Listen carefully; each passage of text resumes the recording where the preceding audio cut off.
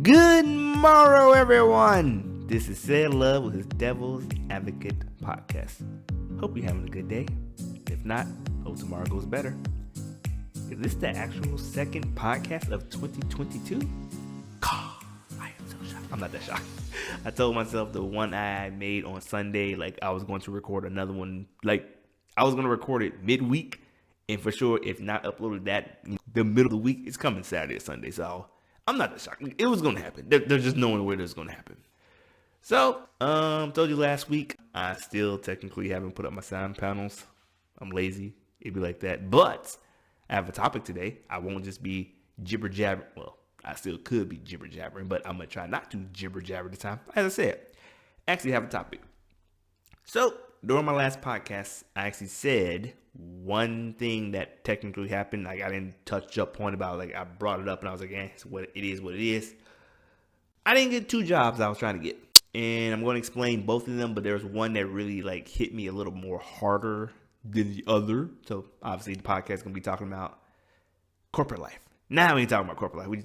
We just talking about me specifically and the jobs I used to get. Simple as that. So, as I said, got a fiance, got a dog. I'm early 30s. I'm not really scared to tell my age, but early 30s just sounds more mysterious. So, early 30s. Now that I'm at the age, you gotta start making adult decisions. Start thinking about your future. Your Roth, your RA, voyeur. Is it voyeur? It's not voyeur. Voyeur.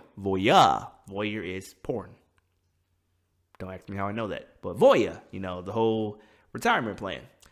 So, you got to think about these things because, one day you ain't going to be able to, take care of yourself. You got to hope that the government, which, ain't going to be screwing the futures, can help take care of you. And I'm not even trying to explain the retirement plan. I have 401k. That's another word. I know words. But I'm not even trying to explain what all it is. But, I know I'm at the age where you either start now and be good later, or you're screwed later. So, in my 20s, trying to find myself, early 30s, still technically trying to find myself, but the clock is kind of ticking. So I know, you gotta start making moves. Again, got a fiance. Hopefully, she started making bank them 6 figures so I could be, a house husband. I won't even be mad at it. Iron her dresses, make her breakfast, clean the house, put some 90s R&B. Bro, I could be a house husband. But until that dream comes true, gotta start making moves. So, been in position for a while. Again, I was only supposed to be there. I really had no time period, but I assume maximum 3 years while working on my other dream, podcast, YouTube, movie star, that whole shebang. Unfortunately, it's been 5 years and I'm still there. I'm not gonna cry about it. That's on me. I actually could have done. I'm not saying I would have succeeded, but I could have done more to achieve that dream, but got comfortable. Them bonuses at my job, whoo, they were beautiful, man. Every time I got a bonus, I called, obviously my boo thing, got to tell her for it, but had to call my mama. The one I got last year, called and I didn't cry, but you can tell I was emotional. I was like, Ma, they're paying me way too much for what I do. That's just I'm happy, but I don't want to be here that long. But they paying me so. We might be here a little longer, you know what I'm saying? So I said, it's only supposed to be here for a couple years while I make a dream, but now that I've been here for so long, and one reason I stayed definitely a little longer was COVID. We already talked about COVID, we didn't touch on that. But because of COVID, I was all right, job stability, my job literally let go a good chunk. I think 40% people, don't quote me on that, but it was a good chunk of people they let go, but I stayed, so I was happy. So I was like, all right, with this what is the word I'm looking for? It's not unnecessary. With this unknowing, that's the word, unknowingness of the economy and just how the world's going to, react during and after COVID. I was like, all right, let me stay here until everything settles down.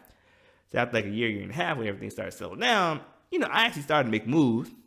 Different podcast, different day. I started to make some moves. Didn't really plan out 100%, so stayed in the job.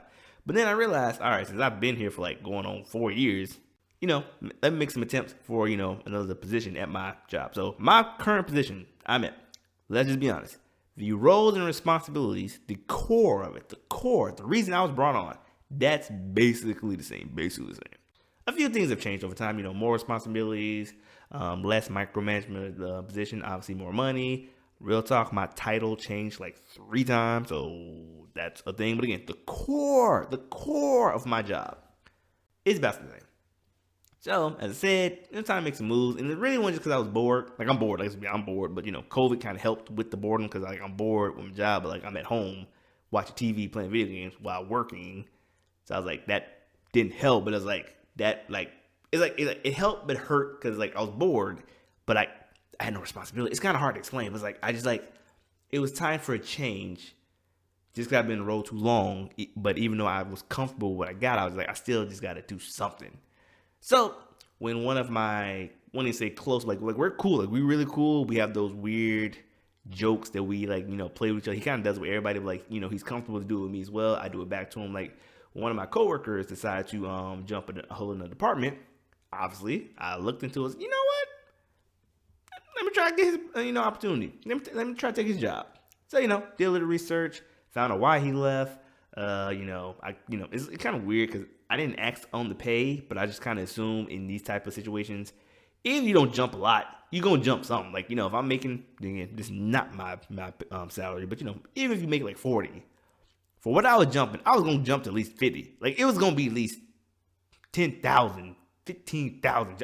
It was going to be something just because of what I was doing to what he was doing. It was going to be a jump. So I was like, all right, let's do it. So there's a, normal standard. I just say that just because it's I know there's a game to be played when it comes to job interviews and the networking and putting your name. I totally get there's a game to be played. I just don't like to play the game. I don't know why. The whole, are you more qualified for the job? Yes. Do your qualifications make you better? Yes. Did you apply? Do the, yes. I get all that. But I understand, if your face is there the most, they see you come to work early, see you leave late. When it comes to meetings, you raise your hand, you got the idea. I totally get it. I get all that. But sometimes I just don't like playing the game. And this is going to touch on to later in the podcast, but I just don't like playing the game. But this one, it was, again, my first time truly attempting to get in the job in 4 years. I played the game a little. Not the whole shebang-a-bangle. Not the whole shebang. I played the game a little. When I say a little, I did the bare minimum, but a little. So, when I found out about the position, I let the manager know, I know this position, is available. I would love the opportunity to, basically apply for the position, let me know of procedures to apply. Now here's the thing. I know the procedures, but I want to put my name out there. That's playing the game. You literally sent him an email, you let him know. I think that was a brief, the briefest after party, and I, put myself in front of him. Then, hey, I didn't talk about the job. I just, I talked to him more so he can show, hey, Cedric's a cool dude. If he's on the team, there won't be no animosity. I played the game a little. So he responded, hey, Cedric, thank you for your interest in the position. Then, he just, outlined the basic thing, apply, submit, resume, stuff like that. So simple as that, nothing big. Did the interview. Personally, the interview, in my opinion, went well. A month later, it's not that I didn't get the job because somebody else got it, but they decided to change the position. So whatever I applied for, they was like, we want to match. And again, we're in America, y'all. Duh, I just got to say it. We're in America. We want to match the way the roles are done in Germany. So however they're done in Germany, so let's just say in normal situations, you got a manager, supervisor, assistant manager, something like that, and you got I never like to use this, but the way I say it, the lackeys, but the employees, the grunt work, the people at the bottom, whatever the order, I say lackeys and grunt work. I know that's not respectful, but that's just how I see it. Sometimes when you're just that ground floor level. In Germany, again, I'm making this up. I don't know what it is, but theirs could be manager, supervisor, no assistant, but it could be a lead, and another lead, and the structure might be different. So whatever they had in Germany, he said they're going to try to match that. So because of what he said, unfortunately, the role I applied for, it's not that it specifically won't be there. It's just the title will change completely. So whatever the title was, because I'll be honest, I didn't even know what the title was. I applied because I knew it was going to bump and pay. He said whatever the title was, legal-wise, because the title won't be the same, I would technically have to reapply. Like, I would literally have to go the whole shebang of, applying online, submitting resume. I probably want to send another email for the, butt kissing. But, the whole do that again. And then I have to interview again. Mind you, I already interviewed. So I would have to interview again, basically for the same role. Maybe a few things are tweaked, but basically for the same role. And I just like, it don't feel sketchy. It just felt, I don't know, just something. Like, I might have just been thinking, like, at the moment, because today at this point I don't care no more, but at the moment, I might have been thinking too hard. I might have been telling myself, go with your gut, this don't feel right. But maybe I was just like, it just feels like too much work for a job I really, really, really don't want. Like, the team I was on, love the team. The job, like, the responsibilities I had, I knew it like the back of my hand. Everything's like Gucci. Like, I can come and go as I please. Like, the hours were good. Like, it's just something about my current position I liked. Well, loved. That's what I loved. But the new position, I didn't know it. It was unknown. And then when I got my first wrench thrown into the non-wrench area, I'm sorry, I can't think of the word, but first wrench thrown in, and I was like, it seemed like effort, back out. So at that point, I just didn't apply. Simple as that. Like, they didn't even reach out to me to say, hey, Cedric, the job is not available, but the job is back out there. Please apply. There was, again, no follow-up. Say, Cedric's been out there for a week. I applied. I did an interview. They changed it up. Not that I didn't get the job. They changed it up, and I would have to reapply. I didn't apply, and that was it. There was no follow-up. That was it. Again, that was early in the year. I would say around late March, early April. No big deal. Can't say I missed an opportunity, but just as of right now, I didn't take the job. So who knows what prosperity I could have had with that. I don't know. So we go into, let's say, late June-ish, July-ish. One of my true blue colleagues. The other one, a colleague. Well, he's a colleague. He's just a whole different department. So I was literally going to jump a whole department. Current department, so my department, I had a colleague that, I could literally, like, take 2 steps, tap him on the shoulder. Like, he was, like, that physically close to me, He let me know. Said, I'm finna head out. You should apply for my role. I'm definitely not finna get into his responsibilities because we basically did the dang same thing. We just had different customers. I'm just gonna be honest. We did the same thing. We just had different customers. Unfortunately, his customers were just a tad, just tad bit more important. Just tad. They brought in some money. His customers brought in money. I admit that, but just like, not even getting that. This is not a bash moment. Just talk about the situation. So, as he was making his way out, and he's been making his way out for like a good year and a half, really for like the last couple months, and I could be guesstimating this, but the last couple months, he basically was telling me he was buttering me up to the higher ups. So supervisor, manager, other manager. Like, literally, we got like department manager, general manager, some other manager. We got like a lot of managers. So he's just buttering me up. So when he told me that the first time, I was like, cool. As far as I went with it, cool. Like, I wasn't offended. I wasn't really happy. Just cool. He told me again. I can't even tell you when. It just happened definitely that from whenever he initially told me to the day he left. It told me a lot. So when he told me the second time, I was just like, cool. I heard you the first time. Appreciate the lookout. Best way I can do it. Like, I ain't telling him to his face, like, oh, hey, appreciate it, thank you. But in my mind, I was like, I heard you the first time, you ain't gonna say it again. So he told me again. At that point, I started to get really annoyed. Like, why do you keep bringing this up to me? Like, I don't get why you keep emphasizing to me. Cedric, you gotta let him know. Like, bro, like, it's like, I've seen situations in this company where, like, if somebody wants you, they're like, hey, Cedric, this position's open. We want you to apply for, or think about, they show interest in you to apply. He, who was on the way out, kept telling me. But the higher ups that he kept talking to never talked to me. Not once, never. Like, nobody ever insinuated Cedric, you would be good for the role. It was a conversation like, Cedric, if you happen to, get this role, we know you'd be good with it. But it was more like we were just all talking in general. Like, nobody just, like, sat me down, talked to me, or, like, got a one-on-one. Hey, we all know, dude is leaving. So when he leaves, we think you'd be a good fit. Like, it was none of that. Like, never happened. So the dude who's on his way out, he told me again. At this point, I think he told me in totality at least 8 times. At a certain point, I started to get text. Like, at first, he would tell me in person, but, it was more like text. Hey, man, you got to talk to the boss. Hey, man, you got to talk to people. I was like, dude, stop. Like, stop. So, is that rain? Wow. Hey, y'all. Sorry. Y'all got rain in the background. Ain't nothing I can do about that. But, so I was just like, stop. So when he eventually did leave, obviously the position was available. It took like a week or two for them to like truly put in the work with HR to like say, a company, the position's available. So at that time, didn't apply. I legitimately did not apply because he kept hounding me about this position. That's legitimately the only reason I did not apply, because he kept hounding me.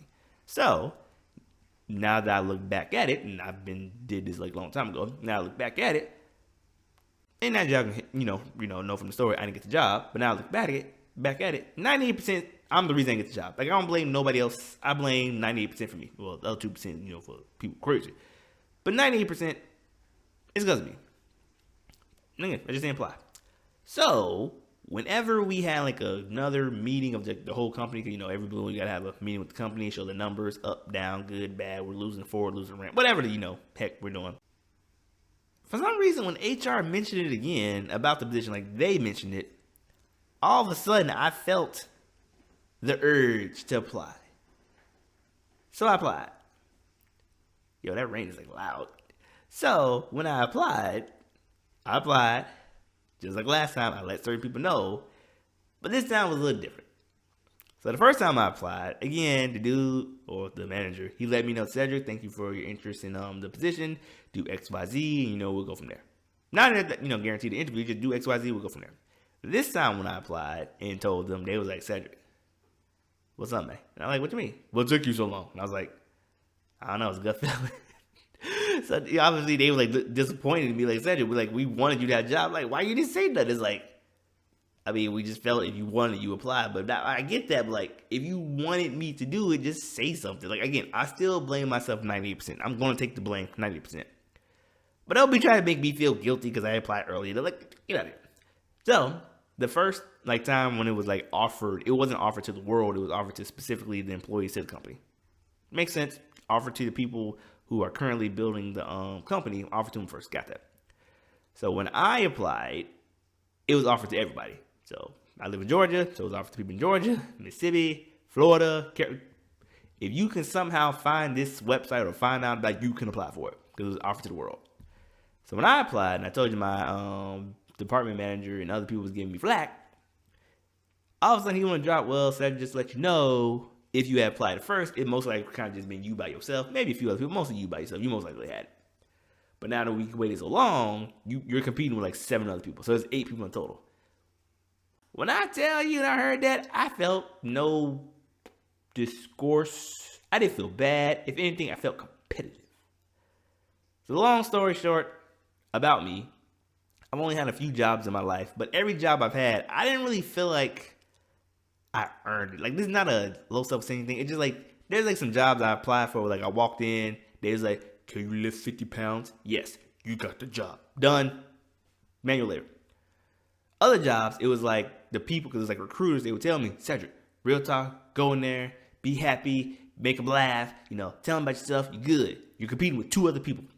I would just do an interview as I'm leaving. Cedric, real talk, the other 2 people you compete with, they didn't even show up to the interview. You got the job. So I was like, yay? Like, I did the bare minimum, just showing up. Again, this is not a low self-esteem, they're just my jobs that I've had in the past. I don't know. I didn't really feel like I was the best qualified to apply. I just feel like by default, I got the job. Now, there was one job, I worked as a leasing specialist, and before I actually took my interview, I talked to another leasing specialist. Nobody I knew, just, I lived in an apartment, so I just walked to a leasing place and said, hey, can you give me a few pointers? And the one thing she said was, when they ask you a question about the customers, like what do you know about customer interaction, just like, what to do, she was like, when they ask you the question, just say the customer just want to be heard. If a customer come in there mad about their rent, about their neighbor, about just anything in life, just listen to them because they want to be heard. They didn't respond, so just listen to them. In the interview, I said that, got the job. So, as I said, was I the best qualified for that role? I don't know. But, I did my research, got the job. Boom, bam, thank you, ma'am. So, this current job that I was supposed to get because I was literally like one step under it. My boss basically told me, Cedric, just go in there with confidence. You know your stuff. You know your stuff. Just go in there with confidence. Show them that you know stuff. Boom, boom, boom, boom. So, I was just basically heard like, said you basically got the job. Just show that, you ain't a slacker. Simple as that. Did an interview. It was 1, 2, 3, 4, 5. It was like 5 people in there, by the way. The interview, obviously, they asked me questions like name a time, you had to deal with a bad situation, how you handle it quickly, name a time where you had to create a product, all the bullcrap stuff. And unfortunately, as I said, I know my job inside and out, but I also know that my job doesn't apply to most of those questions. I don't really create projects when it comes to fast-paced work life. Yes, I have that, but it's just so simple. It's nothing that you would literally cry home about or put on the resume. It's really not stuff like that. So after the interview, I felt kind of good about myself. Like, I literally was waiting for them to say, Cedric, we'd like to offer you a job. After like 2 weeks of not hearing nothing, I kind of like pieced it together. I didn't get the role, which was like fine, whatever.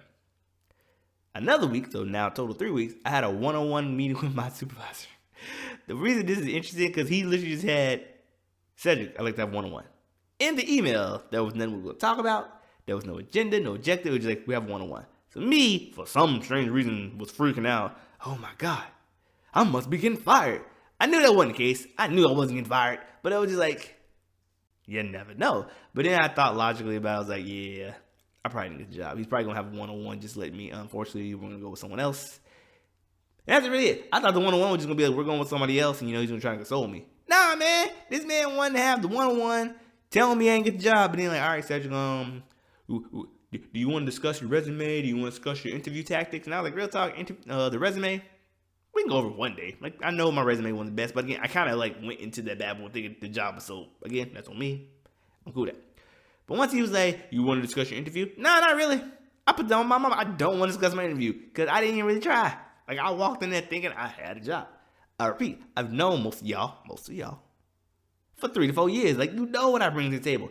I'm the peppy guy to make you laugh with certain jokes. But when it comes to get your work done, I get my work done. This man literally said, well, Cedric, I know you. He know you. What's called knows you to a degree. But the fourth person, they ain't know you. The fifth person, they ain't know you. You had to convince them. It's like, why had to convince them? Why you didn't tell me that? I told you, what they told me is like, Cedric, you know your stuff. Come in there with confidence. You should have said specifically, Cedric, we know you know what's called, but there's the 2 people that's really going to determine if you get hired or not. You got to make them believe. So I was like, oh, so I got to lie. And that's basically what it's been, a lie. Because again, what I do the day-to-day, that's not really enough.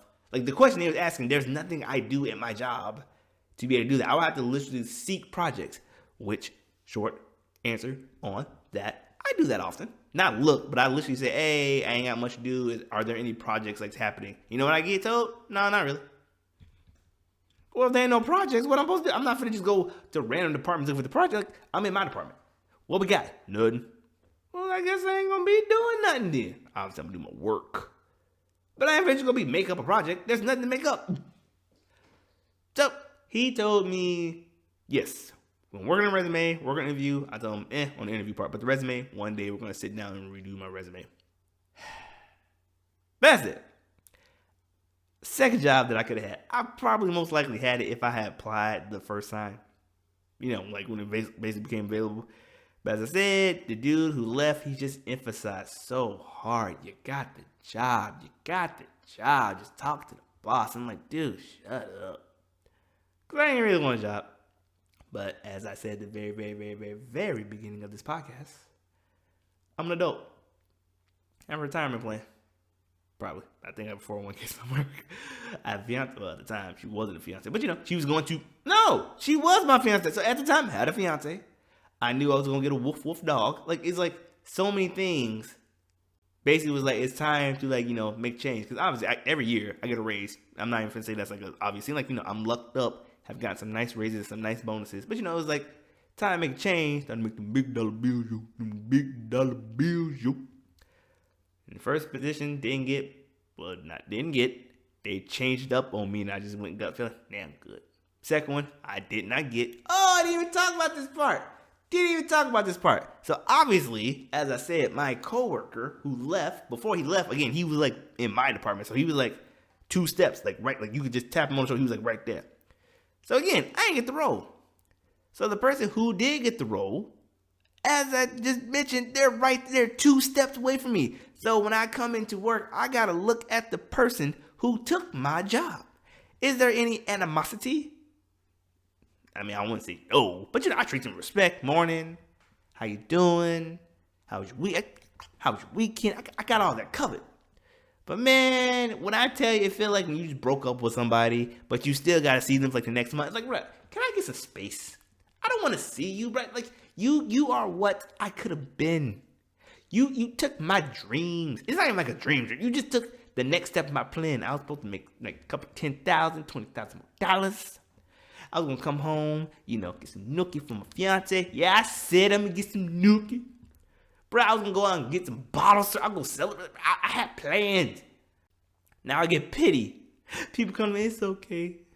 You'll get them next time. I don't want to hear no pity. I want some nookie.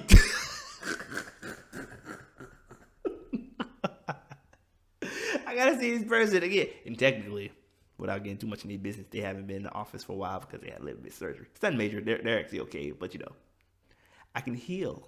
They're not in the office. I can heal. But yeah, they are a constant reminder of what could have been. Again, treat them with respect. I respect people. But if you get some coffee and you want to burn your lip a little bit, I wouldn't be a little upset about that. But yeah, now with these two situations, I'm not gonna just be done applying for jobs like in the world or in the company, because real talk, I have another one coming up, so hopefully I get that one. Fingers crossed. But being adult sucks. Man, I gotta make these decisions all because I'm getting old and got a fiance and got a dog and want to buy a house with a white picket fence and a big yard and have like some kids. I gotta do all this just to get that. Why can't I just wake up and bam, there it is? Why I gotta work for this? Me. But yeah, so for 2022, Cedric Love was adulting pretty hard. Of course, it didn't work out, but again, as I said, 98% is on me. I take 98% of the fall on that one. I said 90%, but again, that's just, pure dumb luck and also the individual who, got the job over me. Which again, good for them. Again, they probably want a significant other with some kids, some white picket fence, dog. They probably want the same thing. So as right now, they are by definition technically closer or one step closer to the situation. Good for them. But I get to see you. But I ain't finna harp on it. I'm a good man. I'm a good man. I'm not a bad person. Not a bad person. But, raise the question.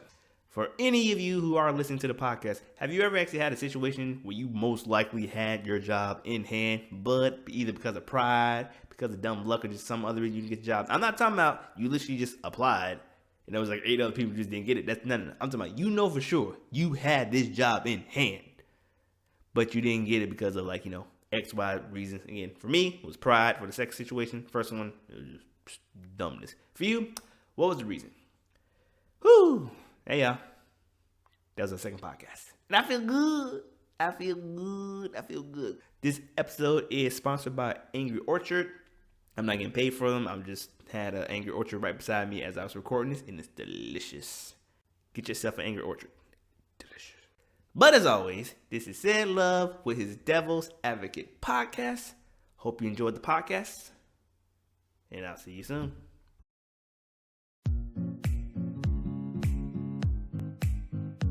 Let's see, like the word is blanking on me.